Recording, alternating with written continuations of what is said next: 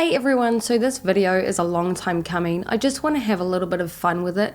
I'm not sure of the authenticity of the actual test. As I said, it's just about having fun and let's just see what kind of results I get. Now, I've taken the Enneagram before and I will reveal my old results at the end of the video. So I guess in that way we can compare my results that I get now to what they would have been years ago, and let's just see how much I've changed. So I'm going to be doing the Truity Enneagram test.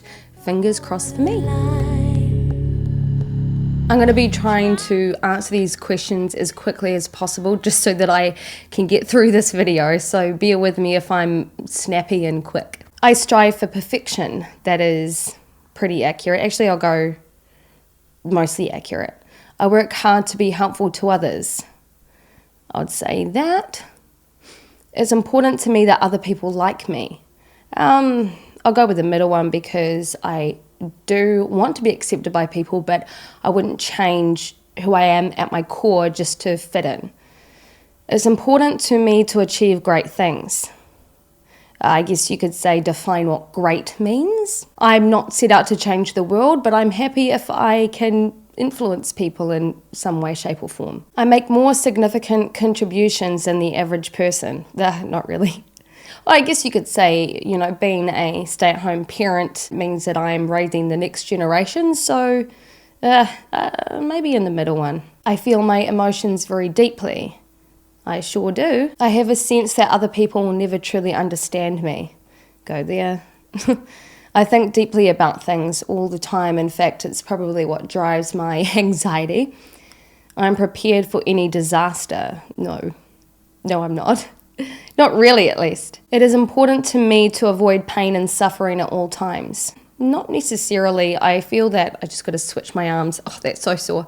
I feel that pain and suffering, well, it's quite inevitable. To be able to accept things kind of just eases the load, I guess you could say. I seek out experiences that I know will make me feel happy or excited. Yeah, I guess I could say I somewhat do. I mean, I don't say no to a little dopamine hit. I see the positive in every situation. Yes and no. I think for me, during a situation, it can be very difficult. But then after the situation happens, I can very easily reflect on that situation. I'm not afraid to tell someone when I think they are wrong. Somewhat, again, especially if someone is close to me, I can quite easily tell them what I think about things. However, in a social situation around people that I don't really know very well, I do hold back. I let other people make the decisions. I'm going to go there because there are certain things that I feel that I'm not very good at, and there are certain things that I let James handle, for example, because he seems to be a lot more rational and down to earth than what I am, so I let him make the very tough decisions. Obviously, we discuss things, but ultimately, I find that he is more of a rock than what I am. I'm more analytical. I appreciate having rules that people are expected to follow. Yes, I do. And this answer would have been different a few years ago, but I do understand that having certain, I guess you could at least say guidelines, it does act in a way that can be very grounding when people know what they can expect of themselves or what kind of objective that they need to meet. I'm concerned about security more than anything else. I'll go with the middle one. I think when you're a parent, your values begin to shift and you understand that your children are what matter. So if you have that security for them, you know that they're likely going to be okay. I think a lot about what will happen in the future. That is very accurate. I often do think a lot about what's going to happen in the future. And as I said, I can feel a little bit anxious about it. I don't fit in with ordinary people. I think it's important to define what ordinary is because I don't really think that everyone is ordinary. I think that everyone is unique in their own way. But in terms of this test, I'll go with that one. There is really a good reason for changing how things are done. I'm going to go with the middle one because I think that in many circumstances, it's good to review how things are done, especially when you can improve them. But at the same time, if something is not broken, there's no point in trying to fix it. I think there is a middle ground there. I always finish my chores. No. I'm always trying to be a better person. I'll go with that one. And the reason why I'm going with mostly accurate is because I also understand that we are not perfect human beings, and that trying to strive for this kind of perfectionism, firstly, is like incredibly subjective. We all have different versions of what that might be. I check carefully for mistakes and errors. Not really, and I do trip over that. I like to be around people who I can help. I never really thought about that. I'd go with the middle one just because I guess if they need my help, then I can be there for them, but I'm not going to actively seek out trying to help people because I know that not everyone requires help or wants unsolicited advice, etc. I like to feel that I'm an important person in my social groups. I'll go there because I am very socially selective, so the kind of people that I choose to hang around, I would like to think that they would really appreciate me being there and being part of the group. It is important to me to be successful. Define what successful is really. I think if you have a roof over your head, food in your belly, you're richer than 99% of the world. However, I guess in terms of this test, I'm sure it's meaning successful as in career. And I would say I'd go with the middle one because I think it's important to be able to strive to achieve goals, but at the same time, I'm not going to fret over having a career when I'm really happy that I have family and really good relationships. That's something that I probably value more. The organizations I belong to would not function well without me. Well, yeah, I guess you could say that. Being a stay-at-home parent, it absolutely makes a difference in my husband's life. There have been times where I had been really sick and James had to organise the kids while working, and he found it incredibly difficult. So I would say that I'm pretty important to this family organisation. I often feel overtaken by my emotions. Yep, I would say that's true. I suffer from emotional dysregulation, which has a lot to do with ADHD. I have always felt different from other people. Yes, I would say that's absolutely accurate. I like to analyse things from every angle. I'd go there. Sometimes I can be cut off from certain perspectives, especially when I feel stubborn. However, I do consider myself somewhat open-minded. I always have to plan for what I do if things go wrong. I'll go in the middle because I can think of concepts, but I find it difficult to implement them. I avoid situations that bring up negative feelings. I'll go with the middle. Like, this whole thing's like being in the middle, isn't it? The reason why I'm going in the middle is because I don't feel that I actively ignore them or try to avoid them, because I know that situations are incredibly necessary. However, I'm not going to go out of my way to put myself in challenging situations. I seek excitement. I'll go there because, yeah, I do. As someone with ADHD, I have an interest-based nervous system, so I do technically seek out situations that give me dopamine. I'm good at seeing the bright side of things when others complain. No. I'm not. I'm the one doing the complaining, so I do not hesitate to call people out when they are behaving badly. Yes, somewhat. Again, it goes back to what kind of social situation that's in. I go along with what people want. I'll go with there. I do in a sense that I understand that people have different perspectives and reasons for doing things, and I don't want to be quick to cut them off because I might think differently. However, at the same time, I am quite stubborn. People should follow the rules instead of doing what they feel like doing. I'll go with the middle one. I guess it goes back to the whole rule following thing. In many circumstances, having guidelines and rules helps us to be able to achieve objectives. But at the same time, when you open your mind to things, you can invite new ways of doing things in, and there's always going to be room for improvement. So yeah, that's what that is. I seek out relationships that offer me some type of protection. Yeah, I'm going to go there. When I was younger, I was bullied a lot, and I had my sister there who would often have my back. She'd protect me. I was a very shy child.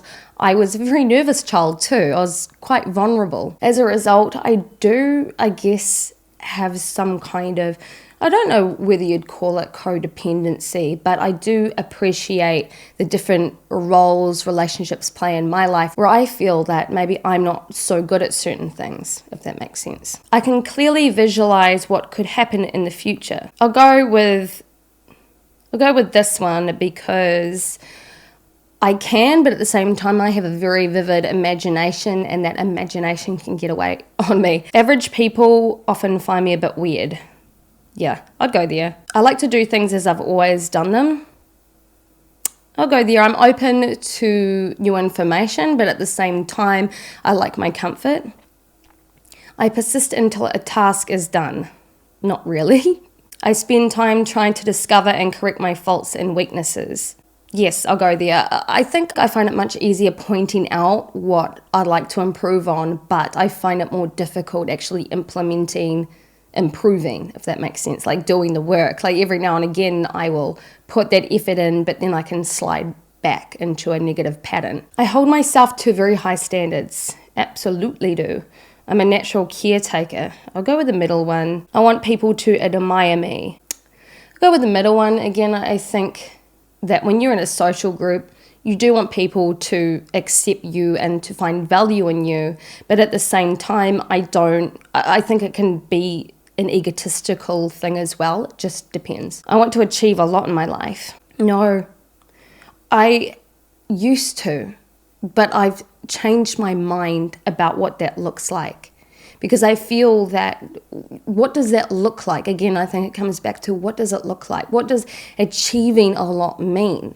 Because I'd be quite happy now to live somewhat of a simple life rather than what I did strive for when I was a teenager. If I'm honest, I feel that I'm a bit better than other people. I'll go there because I am so self-critical. I feel a deep sense of grief for what I have lost. Go with the middle one because I think there were so many different paths I could have taken in my younger years, especially having undiagnosed ADHD. Maybe if I was diagnosed a long time ago, things could have gone a bit differently. Not that I regret my life now, of course, but I feel that maybe I could have had certain things under control a bit better. I'm an unusual sort of person, yes. I take my time to understand things more deeply than most people do.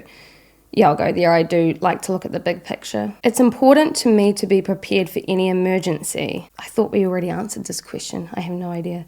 Middle one. I distract myself from any sad feelings that arise.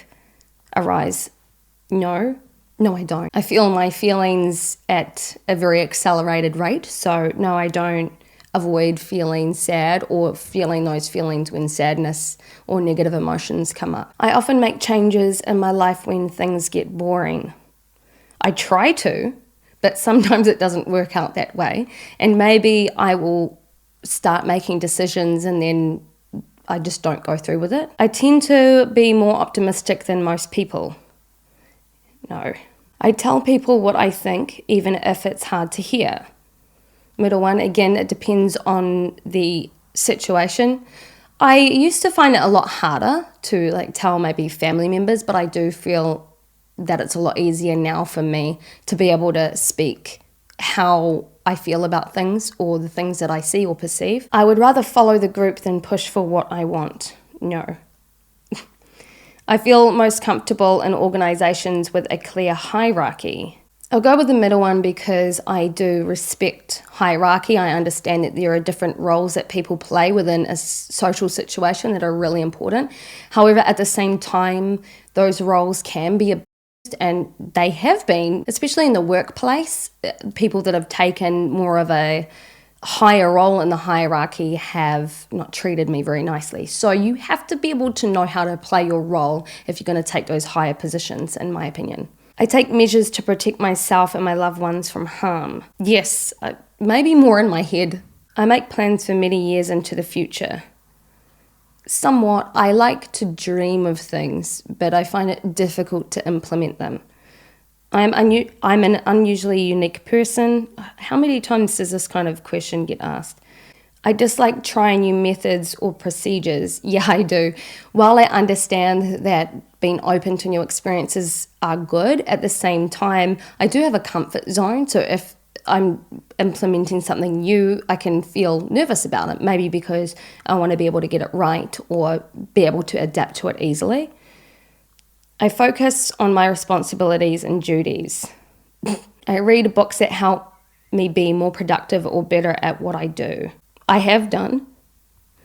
I put a lot of pressure on myself to do things right. Yes, I take the initiative to help other people and make their lives easier. No. I put in the effort to make a good impression on other people. Yeah, somewhat. I set ambitious goals for myself. Not so much anymore. I used to, but now I've become a little bit more realistic. I am an important member of my social groups. No, not really. To be honest, I don't really have much of a social group, so I can describe my emotions in a lot of depth and detail. Yes. I often feel like an outsider. Yes, I swear that one's been asked already. I find my mind to be a very interesting place. Yeah, I'll go there. I'm always aware of what can go wrong in a situation. Yes, somewhat, I think, yeah. Sometimes I do, sometimes I don't. I have many ways of avoiding situations that get me down. I swear this one's been asked, but anyway. I'm always up for a new adventure. Yes. I believe that things usually work out for the best. Yeah, kind of. I feel that there are no coincidences in life. But obviously, the best, again, is a very subjective thing. So I stand up for what I believe in, even if it upsets other people. Yes, I do. I let other people take the lead. It depends on the situation. I dislike people who disrupt things by breaking the rules. It depends what that is. I think there's a time and place. That's what I'm going to say. I make alliances with people who can help me stay safe and secure. Yeah, I kind of do, because in social situations, I find it very difficult to be able to trust people. So if I can feel that I can be safe with them, then that's a bonus. I'm often looking ahead towards what is coming next. Yep. I have different interests than most people. Kind of. The traditional way of doing things is the best way. Depends what that is. I am a responsible and reliable person.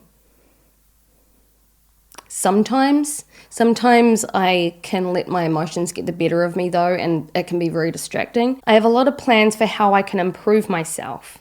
Yep. I make sure that even small details are correct. Not really. I enjoy caring for others and their needs. Yes, somewhat. I think I am better at doing certain things than other things. Like, I'm not much of an organizer. I find it really difficult to organize myself. I'm time blind, but I'm really great at other things, like being able to help people discover certain things about themselves. I want to be a person that others can look up to. Yeah, I guess so. I push myself to succeed sometimes. I make important contributions to my community. No, well, maybe the YouTube community, but, okay, now we'll go there. I really have strong emotions. Nope. I feel I never truly belong in social groups, yeah. I want to learn as much as I can about how the world works. Yep. It is important for me to understand what can go wrong in a situation. I take steps to ensure I don't feel sad or lonely. I try new things to keep my life interesting. No. I am an upbeat person. I'm quite melancholic, really. I'm usually the one to take a stand when others won't. Yeah, I guess so. Other people have stronger opinions than I do. No. Everyone has a role to play in society and a duty to do their best. Yeah, I do believe that. I'm concerned with protecting what I have. I have a good sense of what my future holds. I'm an average person with ordinary likes and dislikes. No. I try new ways of doing things just to see if they will work. No, not really. I have a great deal of willpower. No, not really. Self-improvement is a major interest of mine. Yeah, I guess so. Let's get my results. All right, what am I? I have to get my full report, don't I? I'm a 4-wing what? Well, I didn't plan this one out very well, did I? Let me just have a look at a different website and read about what 4s are. So the last time I took an Enneagram, which was, years and years ago, maybe like 6 years ago, I got 4-wing 5. And I don't actually know what wing I am, because that test didn't tell me. But I, again, am a 4, so not much has really changed. 4s are self-aware, sensitive, and reserved. They are emotionally honest, creative, and personal, but can also be moody and self-conscious. Withholding themselves from others due to feeling vulnerable and defective, they can also feel disdainful and exempt from ordinary ways of living. They typically have problems with melancholy. I did mention that. Self-indulgence and self-pity. At their best, inspired and highly creative, they are able to renew themselves and transform their experiences.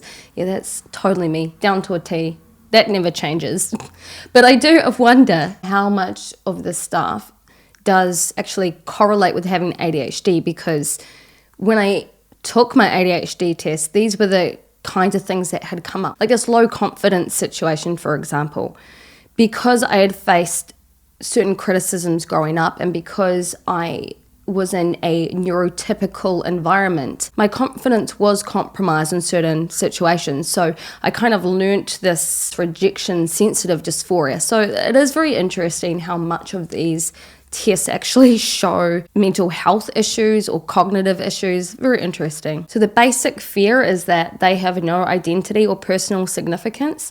And the basic desire is to find themselves and their significance, to create an identity. They want to express themselves and their individuality, to create and surround themselves with beauty, to maintain certain moods and feelings, to withdraw, to protect their self-image, to take care of emotional needs before attending to anything else, and to attract a rescuer. My mum's gonna laugh at that.